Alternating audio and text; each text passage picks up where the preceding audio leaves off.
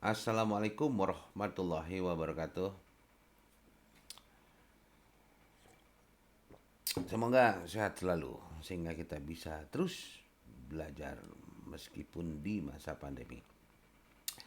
Pada video sebelumnya saya menjelaskan ini ya. Nah, saya menjelaskan ini mengenai pemikiran ekonomi sebelum klasik. Nah, tapi saya ingin mengisi di antara Bible dan Scholastic ya. Di antara Bible dan Scholastic, Scholastic ini tokoh pemikirnya adalah Thomas Aquinas ya, Thomas Aquinas. Oke. Okay.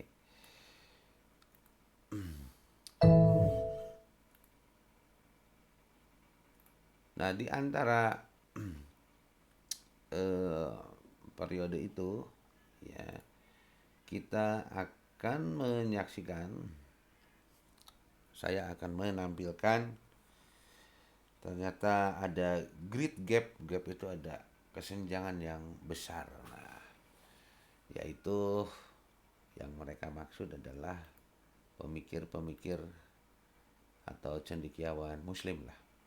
Nah, sebelum masuk ke sana, ini sebetulnya adalah materi yang sudah saya bikin lama ya, berarti dari 4 tahun yang lalu. Dan 4 tahun yang lalu itu saya sajikan pada workshop kompetensi pendidikan ekonomi Islam. Kalau tidak salah ini saya tampilkan di Bapeda Provinsi Jawa Barat waktu itu ya. Nah, jadi saya waktu itu menjelaskan dulu peranan ilmu ekonomi ya bagi sarjana ekonomi. Nah, untuk mengetahui peranan ilmu ekonomi ya, karena nanti kan yang kita jual atau maksudnya yang diandalkan oleh saya sebagai sarjana ekonomi, teman-teman sebagai calon sarjana ekonomi adalah sebuah keahlian ya. Nah, keahliannya bagaimana? Nah, ini perlu kita apa? Pahami, perlu kita definisikan. Saya awali dari sebelah kiri ya, bahwa kegiatan ekonomi yang aktual, yang nyata itu sifatnya kompleks ya, sifatnya rumit ya. Hari ini aja ketika saya sedang membuat video ya, aktivitas ekonomi di luar rumah saya, aktivitas ekonomi di luar kompleks saya, aktivitas ekonomi di kota saya ya, itu ya kalau direkam per detik itu datanya gimana itu. Kemudian interkoneksi, saling terkoneksi ya. Seperti saya membuat video ini saja, ya ini kan terkoneksi dengan teman-teman gitu ya, teman-teman mahasiswa ya. Ada interkoneksi. Nanti teman-teman memberikan feedback ya, memberikan respons mana yang argumentasi yang tidak bisa dipahami, mana yang gagasan atau logika yang bertentangan, kan itu hasil dari interkoneksi ya. Hanya ini dalam konteks transaksi jasa informasi atau jasa pengetahuan. Nah, kemudian interdependensi ya, saling ketergantungan. Dependen itu tergantung, jadi interdependensi saling tergantungan. Kemudian kegiatan ekonomi itu uncertain ya, tidak pasti. Seperti hari ini ya, tahun 2019 kita tidak pernah berpikir akan ada pandemi Covid ya 19 ya. Pemerintah pun tidak menyangka demikian, uncertain. Ya, ternyata kita sudah 7 bulan lebih ya, ya di rumah saja dalam rangka meredam ya penyebaran virus. Itu baru dari sisi kesehatan, uncertain, tidak pasti. Belum lagi yang lain-lain ya. Nah, kemudian kegiatan ekonomi aktual juga tidak linear ya. Linear itu begini, set lurus, garis lurus. Ya, non linear itu bisa berliku-liku ya. Ya, Misalnya gini, pendapatan meningkat, konsumsi meningkat. Nah, itu peningkatannya mungkin tidak linear ya. Itu bisa konkav, cekung, bisa konveks, bisa cembung gitu ya. Nah, kemudian kegiatan ekonomi aktual juga sifatnya dinamis. Nah, ini adalah fitur fitur atau properti daripada kegiatan ekonomi yang kita amati baik dengan panca indera kita maupun melalui data ya, sifatnya macam-macam seperti itu. Nah, inilah yang direplikasi ya, yang diabstraksi ya, ya dalam bentuk teori. Nah, teori itu sebagai sarana berpikir logis gitu. Pada video terpisah saya menjelaskan bahwa alat itu bukan hanya seperti laptop, cangkul ya, motor, mobil, bukan hanya itu. Tapi cara berpikir juga itu adalah tools. Ya, itu adalah alat juga. Nah, salah satu alat cara berpikir adalah teori. Jadi teori itu sekali lagi itu alat ya, bukan ajaran itu ya. Nah, teori itu membantu ya proses penyelesaian masalah atau problem solving proses. Nah, kemudian teori juga berperan untuk pengembangan ilmu ekonomi. Kan di dalam teori itu ada 3 komponen ya. Ada 3 elemen ya. Ada data, ada variabel, ya, ada asumsi. Asumsi mengenai perilaku. Nah, asumsi itu kan anggapan. Jadi kalau asumsinya tidak sesuai dengan kenyataan, maka asumsi di dalam teori itu ya kita ubah, ya kita rubah. Nah, perubahan asumsi itu termasuk pada pengembangan ilmu ekonomi. Gitu. Nah, kemudian untuk problem solving juga tidak hanya dengan sarana berpikir logis, tapi juga menggunakan norma gitu ya. Nah, inilah pekerjaan seorang sarjana ekonomi ya. Kalau kelihatannya bertele-tele lah, ya itulah memang ya, berpikir akademik ala sarjana ekonomi ya, memang demikian. Tapi ya kalau kita terbiasa menggunakan itu, maka seperti yang dijelaskan oleh Adam Smith ya, kita akan memperoleh namanya dexterity ya. Kita akan memperoleh namanya dexterity. Akan terampil ya. Jadi semakin cepat kita menggunakan cara berpikir ini. Nah, waktu itu saya berikan juga bagaimana teori itu bisa digunakan. Nah, ini kita pakai yang sederhana saja ya. Kita pakai yang sederhana, ini menggunakan teori pasar. Namanya pasar itu ada pihak yang minta, ada pihak yang menjual atau yang disebut dengan permintaan dan penawaran. Ini saya gunakan untuk menjelaskan bagaimana kalau pada saat musim paceklik ya, padi atau beras misalnya ya, ketika musim paceklik kurang pasokan beras. Oke. Nah, kekurangan pasokan beras itu dicerminkan melalui ini ya. Permintaannya 100, oke. Supply-nya 50 gitu. Jadi ada shortage atau ada defisit ya. Defisit permintaan sebesar 50, sebut saja 50 apa ya? 50 ton. Nah, bagaimana ini menyelesaikan masalah ini? Karena ini kalau tidak diselesaikan nanti harga akan naik gitu kan. Harga akan naik, terjadi inflasi apalagi bahan kebutuhan pokok. Nah, bagaimana menyelesaikannya? Kekurangan 50 ini dipenuhi ya, atau ditutup dari, ya kalau di Sunda namanya leuit ya. Kalau dalam konteks nasional itu namanya Badan Urusan Logistik atau Bulog. Di Bulog itu tempat stok beras ya. Nah, stok beras itu diperoleh dari ya hasil pembelian Bulog kepada petani ketika musim panen raya gitu, disimpan di sini. Nah, ketika musim paceklik ya tinggal kurangnya berapa? 50 ton ya tinggal keluarkan dari sini. Ya, maka Bulog akan mendistribusikan ke pasar-pasar induk. Nanti dari pasar induk itu ke pasar yang kecil sampai ke warung tetangga kita. Nah, ini yang disebut dengan operasi pasar atau market operation ya. Itu. Nah, kalau tidak diselesaikan ya, dengan operasi pasar maka harga akan naik tadi ya. Itu.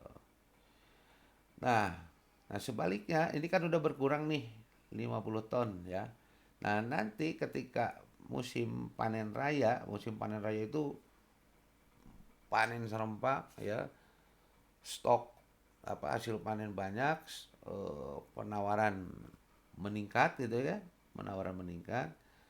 Nah, pada saat itu kelebihan penawaran atau excess supply ya itu dibeli oleh Bulog kemudian disimpan di gudang-gudang beras ya. Nah, yang tadi saya jelaskan adalah eh, contoh saja untuk menggunakan teori ekonomi dalam menjelaskan persoalan kekurangan pasokan beras pada musim paceklik. Nah, di sini institusinya adalah Bulog ya. Nah, bagaimana peran ahli ekonomi? Ini terusan yang pertama tadi ya, sarjana ekonomi. Pertama, membangun kerangka berpikir ya. Untuk membangun kerangka berpikir itu belajar dari ahli ekonomi sebelumnya. Itu berarti dari ahli ekonomi sebelumnya itu artinya membaca ya. Membaca dari referensinya dari buku, kemudian dari artikel ilmiah yang terpublikasi pada jurnal misalnya seperti itu. Kemudian mengkritisi asumsi-asumsinya. Jadi teman-teman nanti eh, ya karena kita belajar dari awal sejarah pemikiran ekonomi ya. Jadi saya perlu jelasin bahwa teori itu ya bukan statement-statement saja. Jadi teori itu ada 3 elemen di dalam teori itu. Itu yang jadi ketika kita mempelajari teori, amati ya variabel apa yang dijelaskan. Kemudian datanya apa. Nah, yang lebih penting lagi adalah asumsi perilaku dari teori tersebut. Asumsi itu adalah anggapan. Apakah asumsinya sesuai kenyataan atau tidak? Nah, itu yang harus dikritisi. Kemudian baru membangun argumentasi. Nah, kemudian peran ahli ekonomi juga menghasilkan gambaran kegiatan ekonomi aktual dengan bantuan kerangka berpikir dan data aktual untuk merumuskan solusi masalah ekonomi tertentu. Ya, misalnya inflasi, berarti kita harus tahu dulu tuh teori inflasi. Pengangguran harus tahu teori unemployment, kemudian kemiskinan, poverty dan banyak isu-isu ekonomi. Ya.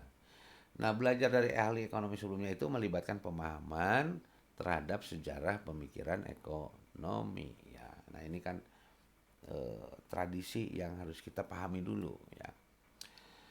Nah, untuk apa sih mempelajari sejarah pemikiran ekonomi Islam ya? Ini waktu itu saya jelaskan ke peserta ya.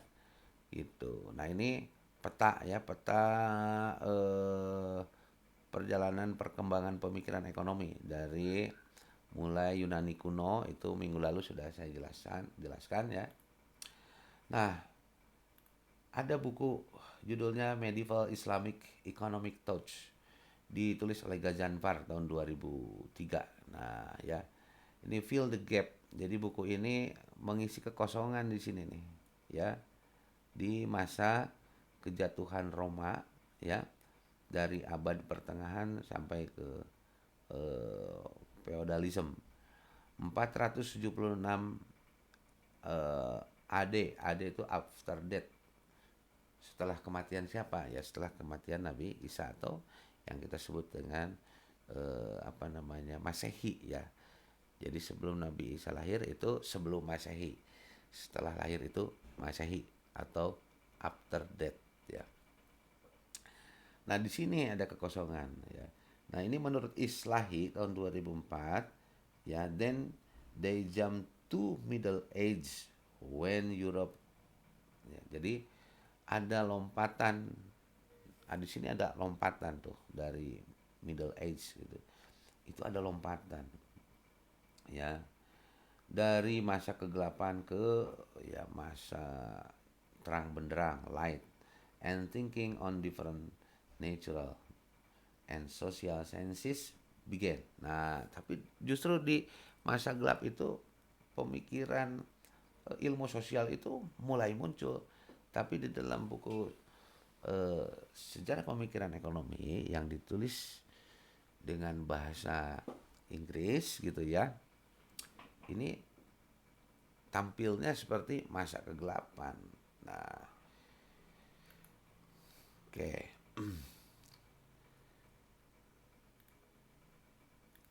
Nah, kemudian menurut Joseph Schumpeter ya tahun 97 nih di dalam bukunya History of Economic Analysis ya, halaman 73 sampai 74 mengemukakan bahwa the great gap tadi gitu ya, ada seolah-olah ada tidak ada ilmu pengetahuan yang muncul pada abad pertengahan itu ya. The Great Gap dalam evolusi dan pengembangan pemikiran ekonomi dalam bukunya. Jadi dia menjelaskan ada di bukunya itu tampak seolah ada lompatan besar tadi ya, ada kekosongan perkembangan ilmu pengetahuan gitu. Nah, kemudian menurut Sidiki tahun 64 menulis pemikiran ekonomi Abu Yusuf ya 10 tahun setelah publikasi Schumpeter. Ia memberikan bahan baku referensi bagi para peneliti. Nah, gagasan Sidiki mendorong konferensi masyarakat ekonomi di Toronto, Kanada tahun 1988. Nah, ini kenapa saya tampilkan, artinya Schumpeter itu karena kok bertanya juga, kok bisa gitu pada abad pertengahan tidak ada perkembangan ilmu pengetahuan gitu. Makanya disebut dengan the dark age gitu, masa kegelapan. Dia menggunakan juga istilah the great gap. Gap itu kan kesenjangan. Ada kesenjangan besar. Ya berabad-abad di garis itu, kenapa tidak ada perkembangan ilmu pengetahuan? Padahal ada ya. Adanya bagaimana dan kenapa bisa dianggap kosong pada abad pertengahan? Ya kita awali dari fase perkembangan pemikiran ekonomi Islam dan kontribusi cendekiawan Muslim. Yang pertama periode pembentukan, kita pahami dulu dari periode pembentukan, yaitu dari tahun 11 sampai dengan 100 Hijriah. Hijriah ini adalah kalender atau penanggalan yang berbasis pada ya waktu ya hijrahnya Nabi Muhammad Rasulullah Shallallahu Alaihi Wasallam, atau setara dengan tahun kalender Masehi itu setara dengan pada tahun 632 hingga 718 Masehi. Berarti 6 abad setelah ya Nabi Isa wafat ya. Nah, kemudian di situ tuh ada periode pembentukan ya. Nah, nanti kita akan tampilkan siapa saja cendekiawan Muslim yang justru mengeksplorasi ilmu pengetahuan pada periode itu. Nah, sebelum ke sana, karena cendekiawan Muslim itu belajar juga dari luar gitu, dan tulisannya juga berbeda kan, ya kan? Tulisannya berbeda. Mereka menggunakan tulisan Abatasa, ya, sastra Arab, yang nulisnya dari mana? Dari kanan ke kiri gitu. Nah, kalau aksara Latin kan dari kiri ke kanan. Dari bentuk aksaranya, dari cara menuliskannya jadi sudah berbeda ya. Jadi tidak mudah untuk langsung dipahami ya. Nah, ketika gagasan dari luar Arab diterjemahkan ke dalam bahasa Arab ya, misalnya dari tulisan-tulisan Yunani ya, dan sarjana Muslim memperoleh manfaat dari pekerjaan intelektual dan praktis dari negara lain. Nah, itu terjadi pada abad 8 ke 11. Jadi pada abad ke-8 sampai 11 itu ya, itu ada proses transliterasi atau penerjemahan literatur dari luar Arab ke bahasa Arab untuk dipelajari oleh sarjana-sarjana muslim atau cendekiawan muslim. Nah, kemudian ada periode penerjemahan dan transmisi, yaitu ketika masa keemasan Islam mencapai Eropa melalui penerjemahan dan kontak lain. Nah, itu terjadi pada abad ke-12 sampai dengan 15. Jadi manuskrip-manuskrip atau tulisan-tulisan dalam aksara Arab ya abad asa itu ya tidak mudah dibaca oleh orang yang biasa menggunakan huruf Latin ya atau bukan huruf Latin, menggunakan aksara Latin atau aksara-aksara lainnya. Karena tiap bangsa kan punya aksaranya masing-masing. Jadi menerjemahkannya aja 12, 13, 14, 15 berarti 3 abad sampai 4 abad itu melakukan penerjemahan ya. Bayangin satu abad itu adalah 100 tahun ya. Gila. Nah, kemudian kita pahami munculnya ilmu pengetahuan. Nah, inilah titik awal. Oke. Sarjana ekonomi Islam mengacu pada Al-Qur'an dan hadis ya yang mengandung sejumlah pengajaran, ajaran ibadah ya, ajaran amaliyah, ajaran muamalah ya, hubungan yang mengatur hubungan manusia dengan Allah, manusia dengan manusia, manusia dengan lingkungan yang dapat diterapkan pada berbagai kondisi. Nah, kemudian pemikiran adalah produk berpikir manusia, sedangkan pengajaran Al-Qur'an dan penjelasan Rasulullah Shallallahu alaihi wasallam itu bersifat ya ketuhanan, teologi. Nah, kemudian sarjana muslim menerima pengajaran ekonomi dari Al-Qur'an dan sunnah sebagai dasar dan titik awal ya dalam usul fikih yang kita pelajari pada mata kuliah Islam disiplin ilmu itu disebut dengan hukum syariat. Jadi hukum syariat itu ada Al-Qur'an, hadis, ijma ya para ahli dan kias. Nah, kemudian di fase pembentukan gagasan ekonomi telah muncul sebelum datangnya Islam. Gagasan Yunani ibarat air mancur bagi penyebaran ekonomi konvensional Barat. Pada fase ini, pemikiran ekonomi Islam tidak dipengaruhi oleh elemen luar. Nah, kemudian ada hubungan dagang Arab dengan negara tetangganya, tapi hubungan itu tidak membentuk kontak budaya dan intelektual. Tidak ditemukan aktivitas penerjemahan dalam periode ini. Nah, kemudian pada fase pembentukan itu concern dengan menurunkan hukum untuk menyelesaikan masalah baru dan membuat usul fikih. Nah, usul fikih ini adalah metodologi. Diterapkan ke dalam ragam pola sosial. Metodologinya mengacu pada Al-Qur'an dan hadis. Nah, tulisan mengenai topik ekonomi dan kumpulan hadis mengenai urusan keuangan dimulai pada akhir fase ini. Contohnya adalah pemikiran Abu Yusuf. Abu Yusuf itu bukunya Al-Kharaj. Al-Kharaj itu pada abad ke-13 ya, Masehi. Pada saat Raja Harun al-Rasyid di Irak. Nah, bukunya ini menjadi referensi pengelolaan keuangan negara. Kemudian Muhammad al-Syabani yang membuat buku Al-Kharaj dan Al-Kharaj itu Abu Yusuf, Muhammad al-Syabani adalah Al-Kasb ya. Kemudian ada Abu Ubaid, kemudian ada Ibnu Zanjawaih, ada Ibnu Abi al-Dunya gitu. Nah, sarjana muslim itu, mereka itu pada periode itu concern dengan kajian dan pengembangan ilmu syariah ya dan belum memperhatikan sains dari luar. Nah, kemudian ada periode penerjemahan. Periode di mana ada gagasan klasik dari luar, khususnya gagasan Yunani gitu, yang diterjemahkan ke dalam bahasa Arab. Nah, kemudian sarjana muslim mempelajari dan memperoleh manfaat dari pengetahuan-pengetahuan dari Yunani itu. Nah, terjemahan pertama dilaporkan terjadi pada masa Khalifah Umar gitu ya.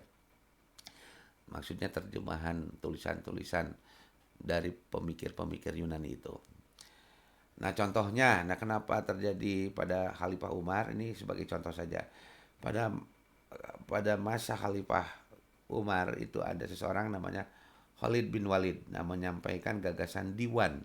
Diwan itu dalam bahasa sekarang artinya office atau register. Nah, ia menyampaikan kepada Umar mengenai hukum Syria, ya, hukum Syria yang menerapkan diwan. Diwan itu kalau sekarang di Indonesia namanya jadi dewan, ya. Jadi dewan itu dari asal katanya dari luar. Nah, Umar menerima gagasan tersebut, ya. Dan kata diwan itu berasal dari kata orang-orang Persia yang artinya lengkapnya Diwan al-Jundi atau Diwan al-Harbi atau Badan Pertahanan Keamanan gitu. Yang salah satunya mengurusi keuangan negara, pemasukan dan pengeluaran anggaran belanja negara, ya, yang itu sekarang kita pelajari pada ekonomi publik, ya. Nah, bagaimana dampak penerjemahan pada sarjana muslim? Nah, kelompok pertama itu menolak gagasan dari Yunani. Ya, kelompok ini disebut dengan tradisionalis atau muhadithun. Representasinya adalah Al-Kinani, Al-Fara, dan Al-Sarahsi, ya. Nah, kelompok kedua adalah membedakan gagasan yang memiliki manfaat dan dapat diterima. Mereka disebut dengan Islamic Scholastic atau mutakalimun. Asal katanya akal, ya. Nah, kemudian ada kelompok ketiga, ya, yang sangat terpengaruh oleh gagasan dan filsafat Yunani. Mereka mensupport, mempropon, dan mempropagate gitu, ya. Nah, kelompok ini disebut dengan filosof muslim atau hukama. Representasinya adalah Ibnu Sina, ya, Ibnu Al-Haytham, kemudian Ibnu Tufel, Nasir al-Din al-Tusi, ya. Nah, mereka ini muncul setelah abad kelima muncul dari pada periode abad ke-5 sampai 11 Masehi, ya. Nah, filsuf muslim menerjemahkan oikonomia. Oikonomi kan muncul dari Aristoteles tuh, Yunani, ya, sebagai ilmu tadbir al-manzil. Jadi oikonomia itu diterjemahkan oleh filsuf muslim sebagai ilmu tadbir al-manzil atau ilmu manajemen rumah tangga. Lalu dalam usul fikih disebut dengan al-ahwal al-sahsiyah gitu, ya. Nah, ini adalah ilmu al-akhlak, ya. Di dalamnya juga berisi ilmu politik atau al-siyasah. Kemudian sarjana muslim ini memperluas cabang ilmu pengetahuan, ya. Isu-isunya adalah tentang rumah tangga, harga pasar, moneter atau keuangan, ya, fenomena permintaan penawaran. Nah, ini sinyal untuk hubungan makroekonomi yang ditekankan oleh Keynes, ya. Nanti kita pelajari setelah ujian akhir semester. Nah, berikutnya ada periode penerjemahan dan transmisi. Transmisi itu setelah diterjemahkan kemudian dipublikasikan, disebarkan, ya. Nah, fase di mana ada penerjemahan dua arah, ya, ke dalam bahasa Arab dan dari bahasa Arab. Yang dari luar diterjemahkan ke dalam bahasa Arab, yang dari bahasa Arab diterjemahkan ke bahasa yang lebih umum, ya. Nah, kemudian ada Louis Beck tahun 94 mengelompokkan, nah, di buku dia itu mengelompokkan 3 periode penerjemahan ke dalam bahasa Arab.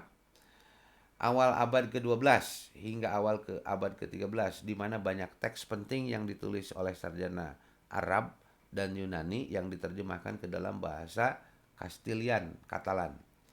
Nah, periode kedua dari bahasa daerah ke dalam bahasa Latin. Kemudian periode ketiga dari bahasa Arab ke bahasa Latin.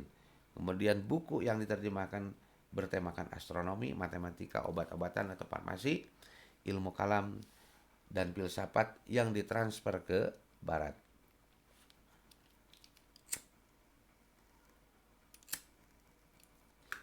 Nah, periode ini membentuk bagian diskusi ekonomi mengenai etika dan filosofinya, ya, pada periode itu gitu, ya.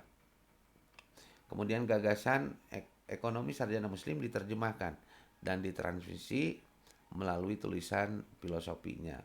Nah, sejumlah pembelajar Eropa pergi ke Irak, Syria, Mesir, dan Andalusia untuk belajar beragam sains, ilmu pengetahuan dari guru muslim. Kemudian kembali ke negaranya untuk menyebarkan gagasan melalui tulisan dan pengajaran gitu. Nah, itu adalah kegiatan-kegiatan transmisi gagasan ya. Jadi tidak mudah ya, harus diterjemahkan dulu, setelah diterjemahkan kemudian dipahami, kemudian setelah dipahami berarti ada argumentasi-argumentasi yang sesuai dengan logikanya masing-masing ya.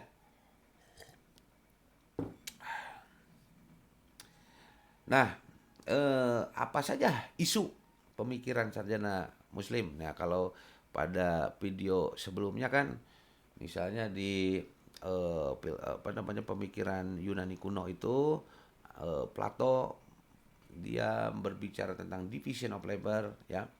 Kemudian Xenophon berbicara mengenai spesialisasi produksi, Aristoteles juga mengenai rumah tangga, kemudian mengenai harga ya, mengenai riba ya gitu. Nah, sekarang apa sih isu-isu di sarjana Muslim itu gitu ya.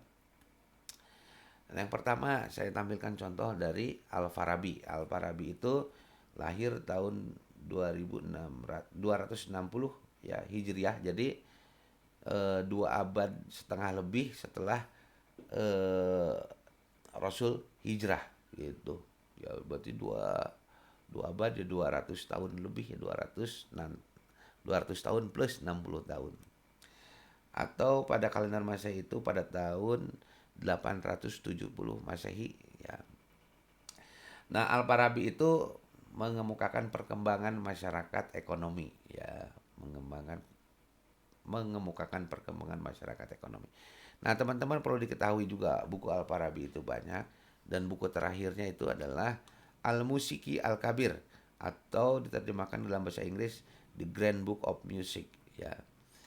Jadi karya terakhirnya itu adalah eh, mengenai musik gitu.